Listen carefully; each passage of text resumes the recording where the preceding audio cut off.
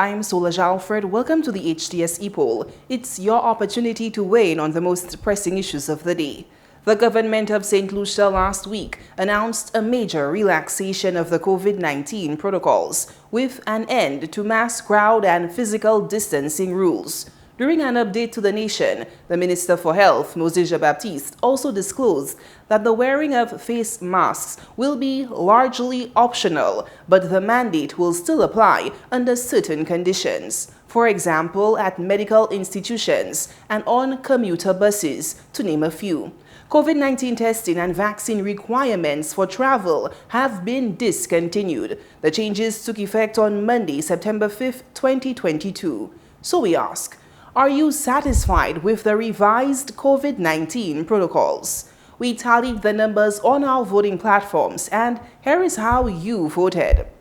45% said yes, and 55% said no. We took to the streets to get your opinion, and here's what you had to say.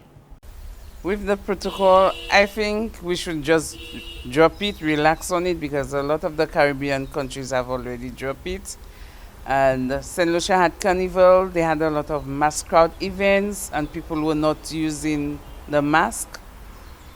And some St. Lucians have already dropped it even before they relaxed it, because people were suffocating. I myself don't like the mask, but I think it was high time they relax on the protocols and let people live their life.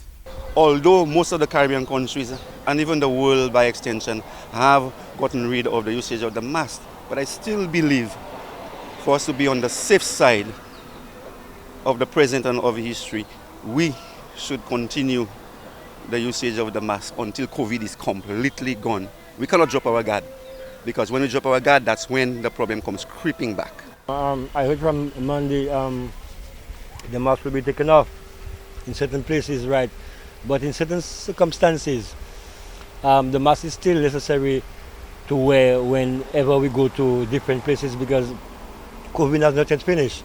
And there is more and more diseases that will be affecting us sooner or later. So the mask is always good for our protection, man, regardless what it is. You say relax because mun habitué you we because corona hakali. Okay, mun sa habitué. Okay, Ibon.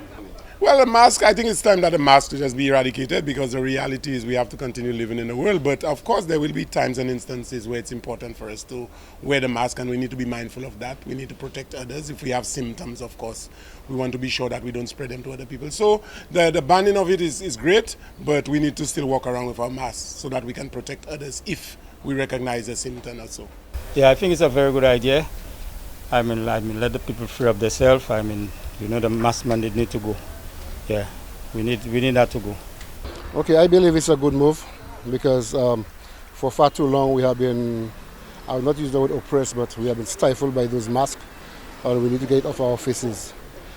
Now that the government has decided to do so, it's a good move. It is at the discretion of the owners of the shops, the boutiques. If they want to continue carrying it, that's up to them.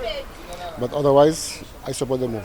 What I think about the mask thing, that's just a gimmick, because from day one, the mask thing, we just have to go through it, because it's what the law says. You can't break the rules and regulation. But when you look into it deeply, that mask thing, when you're inhaling that thing, it's not good. It's toxin.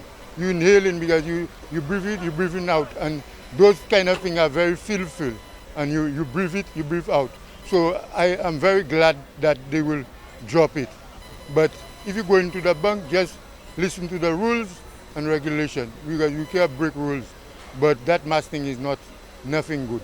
I have two answers. One, the mask is very important. But today you find that some people are saying, well, that protocol is closing down. Another thing again, some shops will keep to the protocol, but then others will not. But then it's a good thing. While at the same time, it is a bad thing, because we never know. Thanks for those responses. Now to our new discussion.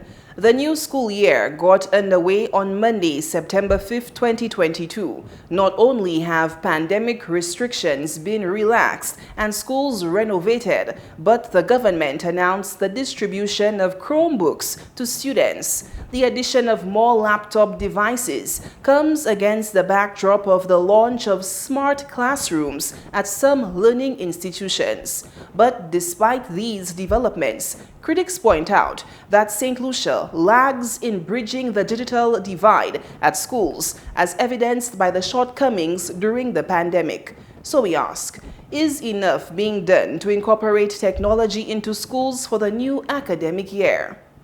Voting is easy. Just log on to htsstlucia.org and vote. Remember, our Epoll team is always on the go to get your responses as well.